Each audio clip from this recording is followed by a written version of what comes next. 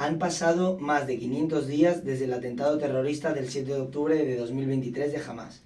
Desde FGTalks nos unimos a la condena más absoluta de aquella masacre y reafirmamos nuestro compromiso con la memoria, la justicia y la vida. Buenos días, buenas tardes, buenas noches, desde donde nos escuchéis y a la hora que nos escuchéis. Me gustaría empezar el programa de hoy. Para recibir a nuestro invitado, quería decir la siguiente frase. Vive por un propósito y no por un aplauso. Vive para inspirar y no para impresionar. Esta frase de Shalom Rosenberg la dijo Ramoshe el día de su homenaje y de su nombramiento como rabino emérito. Bienvenido, Ramoshe. Muchas gracias.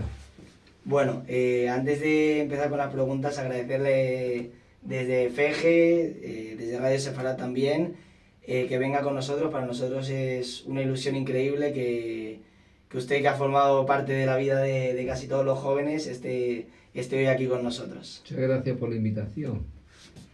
Bueno, gracias a usted. Mi nombre es Izan también, nuevo en este formato. Esperemos que no sea la última vez. Bueno, Rab, como Federación Estudiantil y también de jóvenes que somos, queríamos empezar un poco por el principio, ¿no? Y que nos cuente un poco cómo fue su juventud judía, un poco sus inicios también en la comunidad, pero también centrándonos en sus inicios como juventud en España y cómo fue esa primera etapa. Bueno, yo nací en Tetuán y a los 8 años mi familia se vino a Ceuta.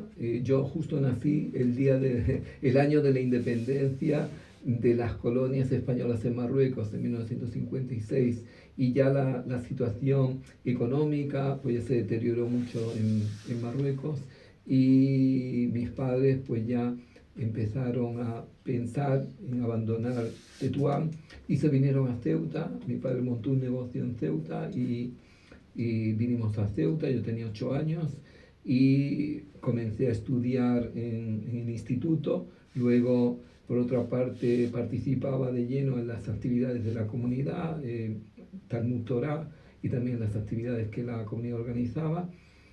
Y hice el bar mitzvah, y cuando terminé el bachiller, tenía que elegir, ¿no? Cómo seguir, y mi hermano mi hermano que había estado estudiando en Granada, se había ido a Israel, a una yeshiva por el Yosef, a estudiar, y me dijo: antes de inscribirte a la universidad, ¿por qué no vienes a Israel para conocerlo, para ver? Si te vas a ir a otro lugar va a ser difícil, vente.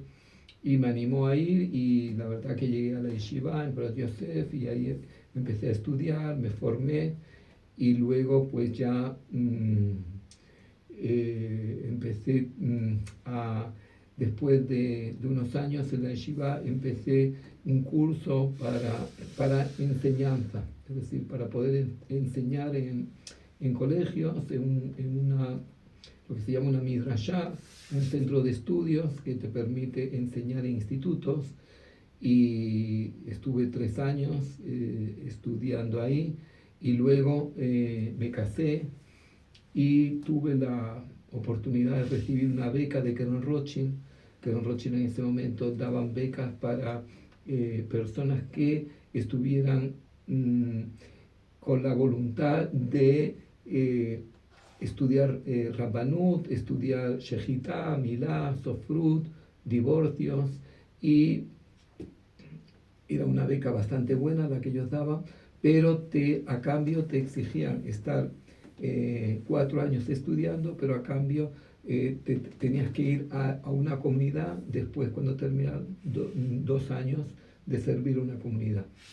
Y ahí fue cuando, después de estar una época en este programa, fue la primera promoción de este programa de Keren Rothschild, que lo dirigía el rabino Shlomo Riskin, que era rabino de Efrat. Él venía de Estados Unidos, y estuve también en paralelo en el Midrash Sefaradí estudiando estudios rabínicos en esa época.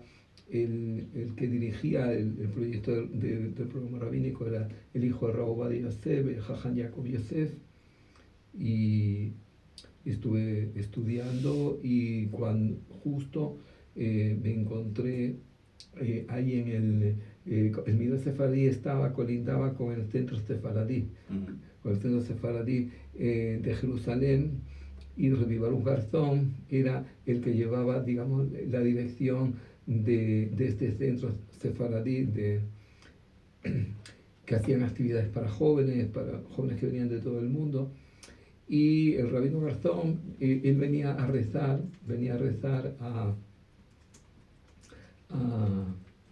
al Midrash Sefaradí, decía el Minjá y Arbi con nosotros, y él fue el que me ofreció, dice, tú estás ya terminando, ¿por qué no vienes a España? Si de todas maneras tienes que salir, claro, pues mejor que vengas a un lugar que conoces y venir a un sitio donde tienes la mentalidad, conoces a la gente. Y ahí él me puso en contacto con Moisés Bendán, que él estaba en Madrid y también venía a Israel, y me entrevistó, y él fue el que me puso en contacto con Mauricio Toledano, que era presidente de la comunidad en esa época, estamos hablando de 1986, y Mauricio Toledano pues me propuso venir con un contrato a la Comunidad Judía de Madrid como segundo rabino, y esto fue en septiembre de 1986 que yo llegué, y vine de prueba, estuve en marzo de 1986, estuve de prueba 10 días, y después ya me firmaron un contrato y vine el 11 de septiembre, en mediados de septiembre más o menos de 1986, y vine como segundo rabino para ocuparme específicamente lo que era la parte educativa, es decir, dar contenido educativo en el departamento de juventud, dar contenido educativo en los seminarios, los campamentos, principalmente activar con jóvenes, y aparte hacer un programa también de shiurim, de cursos semanales, que en esa época todavía ese concepto no existía aquí en Madrid. Hoy en día ya está muy en boga, pero en ese momento no existía. Y entonces iniciamos junto con mi esposa, iniciamos un programa para jóvenes, para parejas jóvenes, para adultos, para señoras. Iniciamos un ulpan de hebreo también, y así poco a poco fue que empezamos a abrir camino, y sobre todo tuvimos la suerte de que hubieron familias que nos abrieron sus casas, que eso fue lo más importante, porque la gente a Balmes no venía, y la única forma yo intenté hacer 2 o 3 reuniones en Balmes, venía muy poca gente, entonces dije, hay que buscar otro lugar que la gente sienta más compromiso para venir, y un lugar donde siente más compromiso es una casa, con alguien que invita. Y tuvimos la suerte de encontrar familias que estaban dispuestas a abrir sus casas, que estaban dispuestas a invitar gente, y a raíz de ahí fue ya que iniciamos el recorrido, ¿no? Claro, porque usted empieza, digamos, centrado en la educación, sí, y luego da el paso a ser el rap principal. ¿Cómo es eso? Bueno, yo estuve 11 años, llegué en septiembre del 86, y en abril de 1995 se jubila el rabino Benazuli. Sí. Se jubila. 97, perdón, en 97, 11 años después. Sí. Ahí fue la junta de Isaac Kerú, que era el presidente, pues ahí fue cuando él entró en negociaciones conmigo y dijo, tú has estado de segundo rabino 11 años, pues antes de dar este puesto a otro, pues te lo podemos ofrecer a ti. Y en mayo de 1997 fue cuando se hizo, digamos, el nombramiento oficial, incluso que ya para abril ya me lo había ofrecido, pero oficialmente se hizo en mayo de 1997, y también Sami Cohen, que era el vocal de Asuntos Religiosos en esa época, trajo a Rav Mashash, que era gran rabino de Jerusalén, para el nombramiento, y a partir de ahí ya empieza una segunda etapa, ¿no? De 28 años, en 1997. Increíble. Sí. O sea, ha vivido también muchas etapas dentro de la comunidad. Yo le quiero preguntar también, ¿qué es lo que cree que ha cambiado más desde sus inicios? Y también, ¿hacia dónde cree que debe ir la comunidad? Bueno, Cuando yo llegué era una realidad muy diferente porque solamente había una sinagoga. Claro. La única sinagoga era la sinagoga de Balmet, no existían oratorios, no existía. Y la sinagoga de Balmet, es verdad que en Shabbat y viernes por la noche sí había gente, en diario era muy difícil conseguir minyan. Y poco a poco, pues a raíz de la labor educativa, a raíz de entrar en contacto con parejas y tomar un poco de conciencia de lo que tenía que ser un poco la vida judía, pues empezaron personas que empezaron a guardar Shabbat, pues vieron la necesidad de hacer una sinagoga en la zona norte de Madrid y Sadio Ben-Amud empezó el minyan en su casa, luego se pasó a otra casa, se pasó a una oficina, y luego ya encontraron un local en la calle Mecena 45 y ahí se inicia, digamos, lo que va a ser la sinagoga de Arturo Soria. Luego se inicia la sinagoga Hasdelea también, principalmente por la familia, los hermanos Bendan, que son los que impulsan más el proyecto. Y luego, pues ya se crea también la sinagoga del colegio y poco a poco pues va surgiendo, digamos, eso aumentó el número de personas que afluyen a la sinagoga, porque en el momento que tú creas una sinagoga, pues ya tienes que preocuparte por el minyan de tu sinagoga. Entonces, si al haber varias sinagogas y cada uno tiene que preocuparse del minyan de la sinagoga, pues eso hizo que más gente afluyera, y eso fue, digamos, el primer cambio, ¿no?, importante de lo que era hasta ese momento la vida comunitaria, que se centraba exclusivamente en Balmes. Por otra parte, iniciamos, yo nada más entrar en el rabinato en mayo del 97, dije, si queremos potenciar el kashrut, pues tenemos que dar opciones alternativas a la gente que se va a casar, o que va a hacer una bar mitzvah, o que va a hacer un brit milá. Y vi en la agenda que yo tenía cuál era la primera boda que yo tenía, y la primera boda justo era en el Hotel Villa Magna. Entonces fui al Hotel Villa Magna a hablar con el director, y del cielo coincidió que el director era un señor francés de padre judío, no madre judía, pero de padre judío, que venía del Hotel Hyatt de Tel Aviv.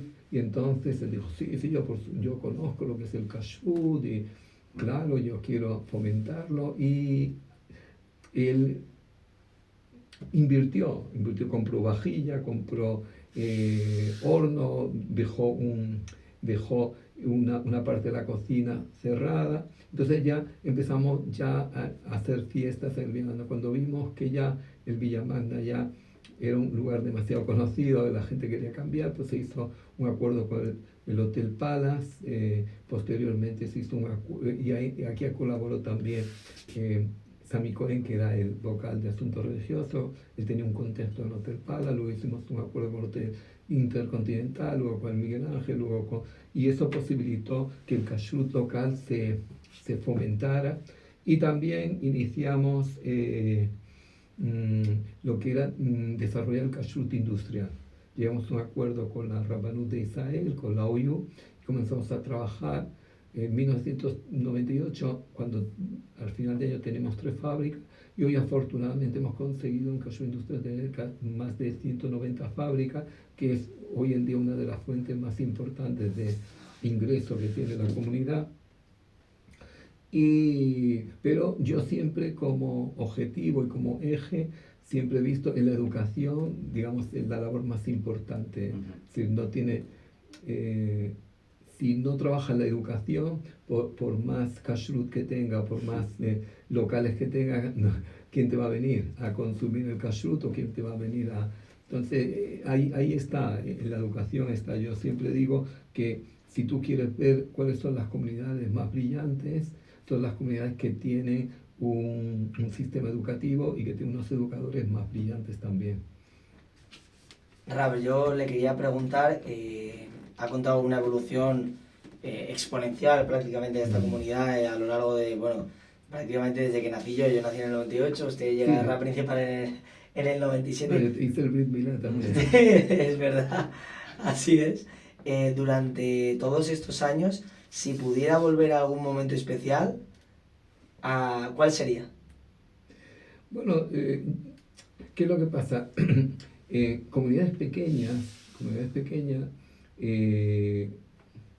necesitan personas que puedan hacer varias cosas a la vez. Generalmente en comunidades grandes, por ejemplo, comunidades de Nueva York o en Buenos Aires o en México, pues hay el Mohel, que solamente se dedica a hacer Mohel. Está el Shohet, que solamente se dedica a hacer la Shejitá. Está el rabino, que solamente se dedica a hacer cuestiones rabínicas. Está el Dayan, que solamente hace los divorcios, que se ocupa de las conversiones, y está el educador, que se ocupa de educación. En comunidades pequeñas, que no puedes tener un equipo de personas grandes, pues todo se reduce a una persona, o tienen que encontrar una persona que haga varias labores a la vez. Y eso por una parte es bueno, pero por otra parte debilita. Porque en el momento que te tienes que dividir, yo estuve, por ejemplo, 11 años haciendo shejitá, estuve 11 años de shohet en la comunidad, y eso pues hace que tengas que abandonar otras labores. Entonces, claro, la labor educativa ya que tuve en los 11 primeros años, en los 28 años de la segunda etapa, se debilitó. Incluso que yo intentaba mantener la labor educativa, pero ya no era lo mismo, porque ya al tener que estar en el kashrut local, en el kashrut industrial, en la shejitá, en los divorcios, en las bodas, en los brit milá, entonces ya todo eso, el dispersar. Entonces, quiere decir que lo ideal es trabajar con un equipo, es decir, si se quiere hacer una labor que pueda tener una repercusión más grande en una comunidad, tiene que tener un equipo.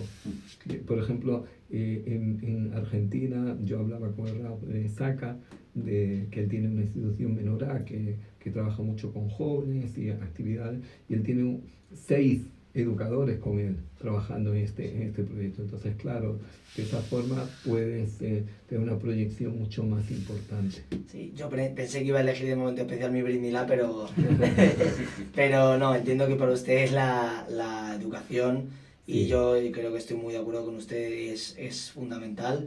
Quería preguntarle, a lo largo de estos años pues ha habido muchos presidentes de la federación, muchos presidentes de la comunidad, y luego evidentemente todas las voces alrededor que hay siempre. ¿Cómo es lidiar con tantas juntas diferentes, tantas opiniones, gente en la sinagoga? Porque a mí personalmente creo que en algún momento me estallaría la cabeza. No, digamos, lo que pasa que en una comunidad cada 3 años, por ejemplo, en esta comunidad son cada 3 años elecciones, y puede haber una junta nueva o 2 cadencias máximo de una misma junta, pero generalmente puede ser 6 años, 3 años, y cada junta viene, y cada junta tiene su propio criterio, y lo importante es tener unas líneas rojas, establecer unas líneas rojas y decir con cualquier junta, es decir, y la línea roja pues no las pongo yo, la pone la halajá, lo pone la ley judía. Entonces, si queremos ser una comunidad ortodoxa, tenemos que tener unas líneas rojas, saber que esas líneas rojas las tenemos que guardar y respetar. Y afortunadamente en ese aspecto pues las diferentes juntas han entendido.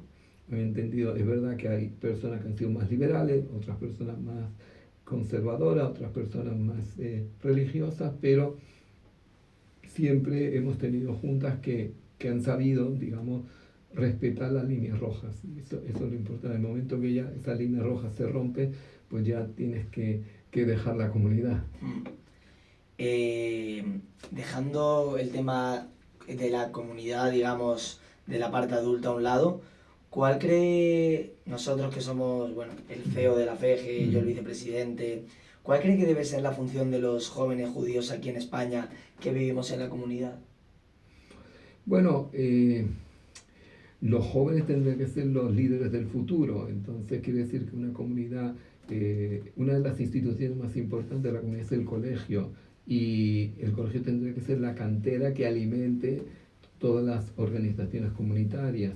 y por tanto la misión de los jóvenes es tomar el relevo, pero para tomar el relevo pues tienes que prepararte y tienes que tener unos objetivos claros. Lo importante en una comunidad es tener los objetivos claros, es decir, saber cuáles son los objetivos y saber cómo y poner los medios para llegar a esos objetivos. Entonces, una comunidad ortodoxa, una comunidad judía, pues el objetivo es fomentar los valores judíos, fomentar los valores espirituales del pueblo de Israel y trabajar en ello para, es decir, yo siempre digo que si se organiza una actividad y entra cualquier persona de fuera que no sepa lo que hay, que sepa que diga, estos son judíos. Claro, porque sí. Claro, si organiza un tablao flamenco y entra una persona de fuera, pues dice, estos han venido de Sevilla, ¿no? Pero que sepan que estos son judíos. Entonces hay que darle ese punto de judaísmo a cada actividad para diferenciar, es decir, que haya un valor añadido. ¿Por qué una persona va a venir por ejemplo, en un Madrid que hay un abanico tan grande de actividades y de clubs y de gente universitaria, gente preparada, gente que tienes que dar un valor añadido, que la gente diga, yo vengo aquí porque lo que me da aquí nadie me lo da. Pero si yo intento competir con los otros son mucho más poderosos porque tienen más medios, tienen más gente y es decir, tengo que saber darle ese valor añadido y ese valor añadido tiene que ser la identidad judía. Entonces, si tuviera que resumir su consejo para los jóvenes en una sola frase, una que se nos quede grabada, que como la que cité al principio, una para los jóvenes que, bueno, que ya sabe que usted mismo ha dicho, en Madrid hay mucho ocio, hay muchas tentaciones, hay 100.000 opciones, a lo mejor antes que ir a una cena de Shabbat. ¿Cuál es su consejo para los jóvenes? El consejo es tener el objetivo claro. Perfecto. Tener un objetivo claro, saber cuál es mi objetivo como judío y cuál es mi objetivo como comunidad. Tengo un objetivo claro. Es decir, yo siempre digo, si tú estás en un campo de baloncesto y tienes dos equipos de jóvenes ahí jugando y quitas las canastas, ¿cuánto dura el juego? Enseguida se termina el juego porque ya es un esfuerzo inútil. Ahora, en el momento que están las canastas, pues esos jóvenes aguantan 40 minutos. ¿Por qué? Porque tengo un objetivo. El objetivo es saber que tengo que encestar, ¿no? Pues aquí el objetivo que un judío tiene que tener es decir, yo quiero guardar mi identidad judía, yo quiero crecer como judío, quiero desarrollarme como judío y por tanto ese es el valor añadido que una comunidad me puede dar y eso es lo que hace que yo me apegue a una comunidad. Pero si lo que me ofrece la comunidad es lo mismo que me ofrece el club del Real Madrid, pues el club del Real Madrid va a ganar porque tiene mucho más medios que lo que puede tener la comunidad. Claro, usted ha estado presente en muchas generaciones de jóvenes y también de su edad y la evolución que ve desde ahora, ¿cómo es? O sea, ¿hay mucha evolución, mucha diferencia o realmente los problemas son más o menos los mismos? No, los problemas siguen siendo los mismos, es decir, el problema más importante en comunidades pequeñas es el problema de la asimilación. Y un dirigente tiene que pensar, bueno, ¿qué puedo hacer yo o qué tengo que organizar yo para asegurar la continuidad judía de esta comunidad? O qué plan, qué estrategia tengo que yo tener para que una persona determinada venga a una actividad. Entonces, ahí está. Es decir, es una cuestión de motivación, pero la motivación se genera cuando tienes un objetivo. Porque si tú, por ejemplo, tienes la boda de tu hermano, pues vas a hacer todo, vas a buscar todos los medios para llegar, si no es por avión, por barco, si no por barco, por tren, si no por coche, pero al tener un objetivo eso es lo que te da la motivación. Entonces lo que hay que trabajar es en el objetivo, es decir, bueno, yo soy judío, ¿qué significa ser judío? ¿Para qué estoy en este mundo? ¿Cuál es la misión como judío que yo tengo? Pues yo he venido a crecer, he venido a desarrollar mi esencia divina, yo no soy mi cuerpo. Yo soy una esencia divina dentro de un cuerpo y como esencia divina, ¿cuáles son mis valores internos? La espiritualidad, el amor, la paz interior, cómo yo llego a ello, cómo yo lo trabajo, cómo el judaísmo me ayuda a desarrollar estos valores internos. Y ahí es cuando puedes crecer, ¿no? Qué bueno. Pues hay una cosa también, ahora que hemos hablado de la evolución y de los jóvenes, usted ha estado presente en la mayoría de Brit Milot, Bar Mitzvot, Bat Mitzvot de los últimos casi 30 años. Sí, sí. Y yo estuve en su homenaje y dio una cifra de Brit Milot, y yo quiero que la repita porque es impresionante. O sea, ¿son cuántos Brit Milot? Aproximadamente 600. 600 Brit. O sea, es Bueno, increíble. porque son muchos años. Claro, son muchos años, pero Son muchos años. el Rab ha estado presente en muchos acontecimientos importantes. Claro. Y ya saben, el objetivo principal es precisamente tener una misión, como ha dicho. Hay varias preguntas ahora que queremos hacerle más Sí. a nivel de, Sí. ya para terminar, de opinión personal, que son un poco retos que tiene la juventud hoy en día, quizás algún dilema. Por ejemplo, ¿a qué debemos de incitar nosotros como líderes jóvenes? ¿Más hacia la aliyá o hacer comunidad en la diáspora como estamos haciendo ahora? Bueno, yo creo que el objetivo de cualquier judío es la aliyá. Sí. Es decir, cualquier judío tiene que ver su estación final en Israel, porque es el Estado judío y es el lugar donde el judío tiene que estar. Quiero decir, es como cuando una flor, pues su lugar está plantada en el campo. Puede estar también metida en un vaso de agua, pero no es su lugar. Claro. Su lugar es estar plantada en el campo, estar plantada en el árbol. Entonces la aliyá es un dilema, porque si tú fomentas la aliyá, debilitas la comunidad interna, pero hay que tener en cuenta que el futuro del pueblo de Israel es la tierra de Israel. Entonces no podemos obviar el objetivo, volviendo otra vez al objetivo. Sí. El objetivo es digamos, fomentar, y sobre todo en comunidades pequeñas, es fundamental fomentar la aliyá de Israel, incluso que eso debilite la comunidad, pero tienes que medir el beneficio de ese joven, tienes que sacrificar el bien comunitario por el futuro de ese joven. Claro. Y ahora, bueno, para actualizar un poco a la audiencia que lo ha podido ver, el Rab se nos jubila, digamos, al final bueno, ahora mismo, hace relativamente poco. Quiero que se promocione un poco de qué va a hacer a partir de ahora, de dónde le podemos ver, etcétera. Bueno, la idea mía, Dios mediante, a partir del 1 de mayo, porque yo oficialmente termino en la comunidad el 30 de abril, me han pedido colaborar todavía porque en algunas labores, bodas que ya tenía comprometidas, Brit Milá que tenía comprometido ya con algunas familias, quiere decir que mientras yo esté en Madrid, pues seguiré colaborando, lo que pueda ayudar en la comunidad, pues ayudaré. Pero mi proyecto ahora mismo es crear un Beta Midrash online, un centro de estudio online, justamente volver a la educación. Yo siempre la parte más fuerte mía ha sido la educación, y la parte que más me ha motivado es la educación. Y entonces la idea es crear un Beta Midrash online donde pueda, digamos, por Zoom, pues llegar. Esto tiene una doble ventaja. Primero, que no te limita a una ciudad, sino que te puedes abrir a otros lugares. Mucha gente que ha pasado por Madrid y que ahora ya no vive en Madrid, pues a través del 2020, cuando comenzamos los cursos por Zoom con el COVID, pues empezaron a asistir de nuevo a los cursos. Y por otra parte, quiere decir que esté donde esté lo puedes desarrollar. Y por otra parte, volver, digamos, a lo que es la labor educativa, ¿no? Entonces fomentar más todo lo que es la parte de educación, de cursos, cursos de Torah, cursos de crecimiento espiritual, cursos de pensamiento judío, cursos de alajá, de ley judía, cursos de mística judía, es decir, que... Sí, muy accesible a gente joven también. Sí, al ser online también. Sí, es decir, abierto a todo tipo de todo público tipo. Y siempre dispuesto a escuchar. Yo dije en el homenaje que si de alguna forma puedo estar satisfecho es que nunca alguien me pidió un curso y no lo di. Claro, Es decir, incluso he estado con una pareja nada más yendo los domingos haciendo, o familias que en oficinas que hemos hecho durante mucho tiempo, en oficinas también durante la semana.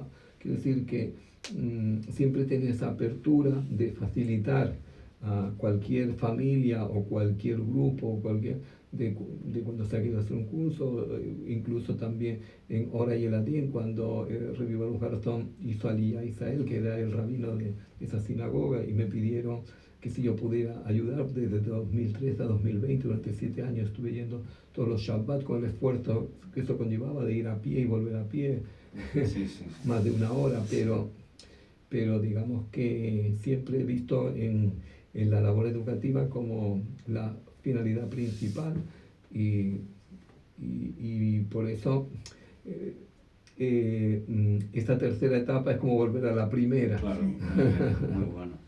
Pues cuando tenga el canal, por favor, el canal o como se promocione, pásenoslo. Bueno, tengo un canal de YouTube también. ¿Sí? Tengo un canal de YouTube que se llama Crecimiento Espiritual según la Torah y la Kabbalah, que tiene unos 300 vídeos más o menos, y que empecé también en 2020, y que hay más o menos unos 10.500 suscriptores. Muy bien. Y tengo un canal, pero que no, la verdad que no me ocupo mucho por las labores comunitarias, no me he podido ocupar mucho, y por eso otro de los objetivos es trabajar más en el canal también. Yo recuerdo un vídeo del canal que me gusta mucho, que es el tema de las reencarnaciones. Ah, sí, que sí. yo sé que a usted le gusta. 2 vídeos, sí. Sí, pero la verdad que es muy interesante. Yo una vez había un señor que vino y estuvimos hablando de los decretos fijos de la reencarnación. Me dijo, no, yo no creo en la reencarnación. Y agarré el teléfono y le puse Yoram Lebanon, que es un pianista israelí, es un genio, y que él ha dado algunos conciertos. Ahora tiene 17 años, pero él ya con 4 años daba conciertos. Entonces le puse un vídeo de Yoram Lebanon dando un concierto. En el banquito le tuvieron que poner 2 cojines para que llegara al piano, y daba un concierto así público, y digo, mira, esta es la prueba más fehaciente de un niño de 4 años, cómo puedes entender que toque el piano de esta forma, de que la reencarnación existe. Qué bueno, Rab. Y bueno, para terminar, le queríamos hacer unas preguntitas cortas. Vamos a ir haciendo una cada uno. Aquí hay que mojarse. Hay que mojarse, y son preguntas muy fáciles, ¿eh? Nada. Hay alguna que igual se le complica, pero en general son fáciles. La primera es, ¿qué comida no falta en una Pascua en la mesa de Rav Moshe? ¿Qué comida nos falta? Bueno, depende, es que nosotros tenemos las costumbres nuestras, que yo vengo de Marruecos, mi familia viene de Marruecos, la familia de mi mujer también viene de Marruecos, entonces en las Pascuas pues siempre hay, en Shavuot por ejemplo está el couscous, en Shabbat está la dafina, quiero decir, dependiendo de... Nosotros en ese aspecto somos bastante tradicionalistas, entonces dependiendo de la papa. Sí, claro. Fish no hay. El pescado kosher. Pescado, sí. La segunda es, respuesta corta, muy fácil, orisa o adafina. Nosotros hacemos adafina generalmente, sí. Aunque a mí me gusta más la orisa, pero la verdad que hacemos todas adafina. Sí. La siguiente es, ¿a qué se hubiese dedicado si no hubiese sido rabino? A la educación. Sí. Luego, difícil también. ¿Personaje favorito de la Torah? Moshe Rabbeinu. Y Yosef también, la verdad que son 2 personajes que inspiran, tanto Yosef como Moshe Rabbeinu, sí. ¿Y su rezo favorito? Bueno, el rezo favorito es la Shema Israel. Tal vez porque es lo que nos acompaña diariamente y lo que, digamos, lo que inspira, ¿no?, al judío en cada momento. El caso está que incluso ahora, desgraciadamente con esto de la guerra de Gaza, vemos que Sharabi, señor que estaba secuestrado, dijo que lo que le mantuvo era la Shema diaria, y nunca la dijo anteriormente, pero es como, digamos, como el himno espiritual del judío. Sí. Siguiente, ¿le gusta madrugar o es de aquellos que agradecerían a lo mejor que el Shachrit empezara más bien a las 11? Yo soy nocturno, sí. Yo generalmente me duermo tarde y me cuesta trabajo levantarme por la mañana, pero me levanto por el Shachrit, pero yo soy nocturno, sí, no me cuesta trabajo quedarme de noche, pero me cuesta trabajo levantarme, sí. La siguiente es, ¿qué hace usted para desconectar? Bueno, yo la verdad que mi mayor afición es la lectura y el estudio. Entonces, para mí el estudio es una forma de desconectar. Muy Vale. bien.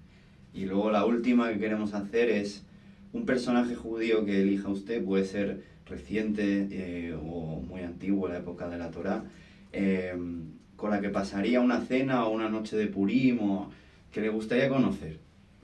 Bueno, yo pienso que si hubiera un personaje que usted conoce sería Moshe Rabbeinu, Moshe Rabbeinu sobre también. todo para que explicara qué hizo durante los 40 años que Sí, estuvo en el monte Sinaí, ¿sí? Cómo pudo estar 40 años sin comer y beber, Sí, sí, sí.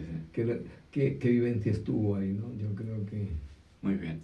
Pues sí, ya para terminar, un broche que le pedimos, como hizo en el homenaje, yo personalmente recuerdo mucho el chiste de las ratas que usted contaba. Ah, en la Sí, federación. pero sí, puede ser otro, ¿eh? Un chiste así para terminar, así como para el broche de oro a esta charla que ha estado muy bien. Ah, bueno, dice que estaba la Hebra Kadisha estaba haciendo un entierro y estaban, digamos, había un señor que estaba justo en la rejixa y esto llega una señora y dijo, tengo que entrar, y el Shah de la Hebra dice, no, por favor, no, estamos en honor, por favor, déjame entrar, insistió, le puse una sábana al señor y dijo, bueno, entre y entre. Y empezó, perdona. Ya de la Hebra se quedó impactado, perdón, dice, le debía dinero a usted. Dice, no, él fue el que me presentó a mi marido. Muy bien, pues le doy la palabra a Nimi para despedir como presentador. Sí, nada, Rab, agradecerle no solo que haya venido hoy, sino 28 años como rabino principal de la Comunidad Judía de Madrid, 11 más como segundo rabino de la Comunidad Judía de Madrid. Creo que cualquier persona que haya pasado un mínimo tiempo y sea judía en Madrid tiene una buena palabra para usted. La gente que ha venido de fuera, puedo hablar de mi familia, que vinieron de Argentina Sí. y siempre se sintieron bien recibidos por usted.